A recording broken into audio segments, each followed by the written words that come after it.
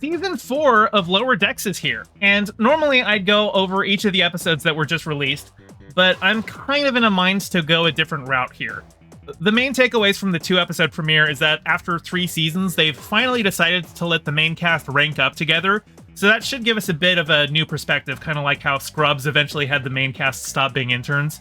In addition, it looks like they're finally putting to bed the long-running arc of Mariner being deliberately and needlessly insubordinate. Not that I don't mind her being insubordinate, the whole point of her character is that the military and bureaucratic structure of Starfleet often gets in the way of what she actually wants to do, help people and work with her friends. But we've had multiple seasons of her sabotaging her own career, and it is kind of one note, so I'm glad it seems they're moving on. There's also this secretive spaceship that we see in both episodes that's attacking the Klingons and the Romulans, and presumably it's being set up as like the big bad for the season finale. But the first episode of season 4 is all an homage to Voyager. They're helping transport the USS Voyager to Earth to serve as a museum toward its 7-year mission in the Delta Quadrant. And the show uses this opportunity to bring back as many zany plot lines as possible from Voyager. And I love the references, but if you haven't seen Voyager, you're going to be left out. And I think this is an issue I've had with Lower Decks for a while now. I'd like to show a joke from the first season of the show that is really emblematic of the kind of thing I'm talking about. I don't want to do a movie! That's okay, you were kind of a Zahn, to be honest. You probably weren't going to make the final cut. Who's Zahn? Exactly. If you are 99% of the viewing audience, you're right there with Boimler. Who's Zahn? Well, to answer that question, we gotta rewind the clock about 50 years.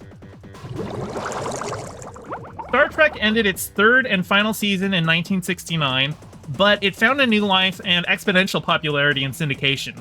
The modern conception of fandom with conventions and cosplay and fanfiction, it has its genesis here. Mary Sue, she was a 15-year-old lieutenant on the Enterprise. Slash fiction is the slash in Kirk/Spock. And Spock is who I want to talk about, because Star Trek was getting such a new life that the studio recognized they could bring the series back, and not just in animated form. They had the animated series in the 1970s, but no, they were going to bring back the crew for a live-action revival series called Star Trek Phase 2. But Leonard Nimoy didn't want to do it. So what do you do when the biggest star of the franchise isn't coming back? You create a new character to replace him. Enter Zahn. He would be the new science officer aboard the Enterprise. Unlike Spock, he is fully Vulcan. And because of that, because he has no internal identity conflict, no childhood trauma over it, he's not trying so hard to be the Vulcan whoever Vulcaned.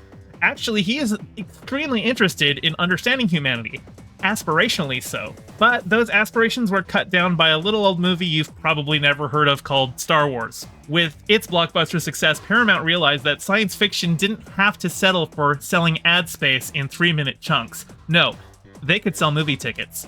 So, the pilot script for Phase 2 got reworked and became Star Trek The Motion Picture. And because it was a big-budget blockbuster film, Leonard Nimoy decided he'd come back, leaving Zahn on the cutting room floor. Eventually, the success of Star Trek IV convinced Paramount that the time had come to make a new show, and while The Next Generation would be essentially a reboot of the franchise, they still kept around some of the work they had done in Phase 2.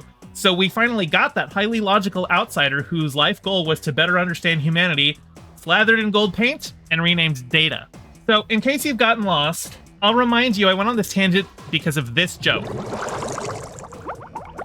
I don't want to do a movie! That's okay, you were kind of a Zahn, to be honest. You probably weren't going to make the final cut. Who's Zahn? Exactly. It is a joke about a character who doesn't exist except in screen tests and the pages of a production Bible. It is a joke that, even if you had seen every episode of Star Trek to that point, you weren't guaranteed to get. It is a joke that relies on you knowing production details of a TV spin-off that never saw the light of day from 50 years ago. It's a joke written specifically for me. Star Trek is a huge franchise and it keeps getting bigger every year.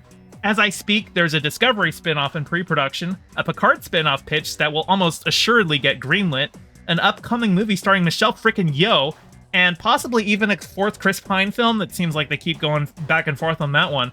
But the larger it gets, the more intimidating it can seem for someone just wanting to dip their toes in. For that reason, I actively recommend that people do not watch Lower Decks until they've got a series or two already under their belt.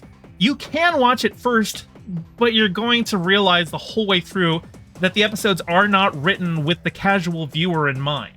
So, where should you start with Star Trek? Well, I would recommend, obviously, The Next Generation. That tends to be a lot of people's top pick.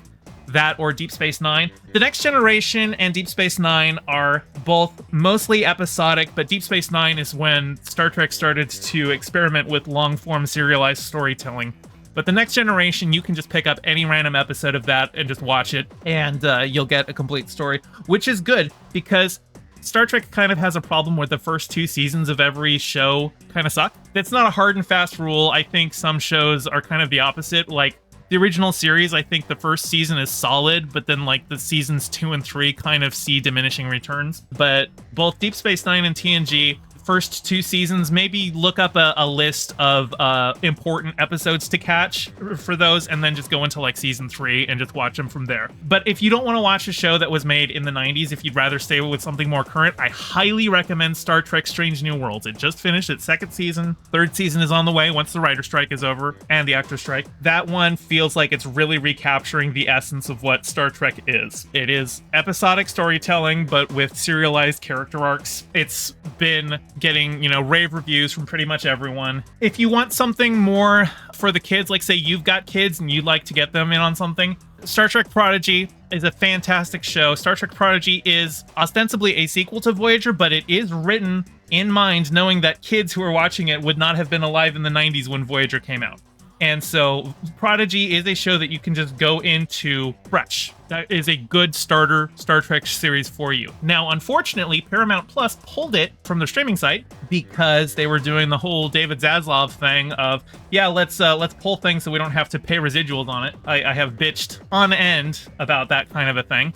But if you get other means to watch it, I highly recommend. I'm pretty sure I know at least the first half of the first season of Prodigy is on Blu-ray, and I think the second half has either just released or is about to release. There's also, of course, Star Trek Voyager, which if you have seen Star Trek Voyager, the first episode of Lower Decks is going to do you fine, because you'll get most of the references. But I actually wouldn't recommend starting with Voyager, just because I think it's a little bit of a weaker show than The Next Generation is. I think if you're inclined, you want to watch Voyager, I would just say do The Next Generation instead. There's also Star Trek Discovery, which I like Discovery, but I think Discovery has the first 2 season problem with it. Although Season 2 of Discovery is worth it just because that's where we get Pike, the Captain Pike that we have in Strange New Worlds. Strange New Worlds is a spin-off of Star Trek Discovery as well as a prequel to the original series. And so there is merits to Discovery there, but Discovery is a very different Star Trek show than most.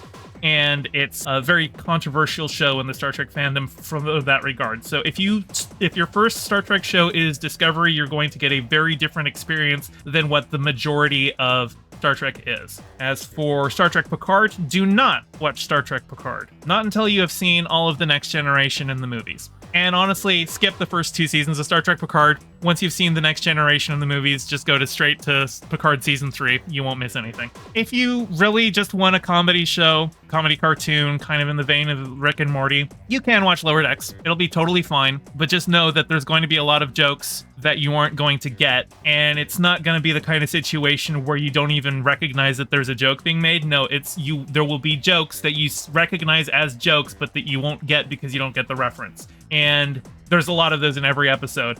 And if that's going to be a problem for you, Lower Decks is not a good starter Star Trek series. Leftist Redneck says the same Pike from the original? Yes. Star Trek Strange New Worlds is set on the original Enterprise. It is Captain Pike, the same Pike from the original pilot, who is my favorite captain, by the way. Please go watch Strange New Worlds. That show is amazing. But anyway, that wraps up my thoughts on Star Trek Lower Decks. I enjoyed the 2 episodes that premiered here, but I don't think it's a show that I would recommend to new viewers of the franchise. If you are well-versed in the franchise, it's a great show. Otherwise, start with something else first.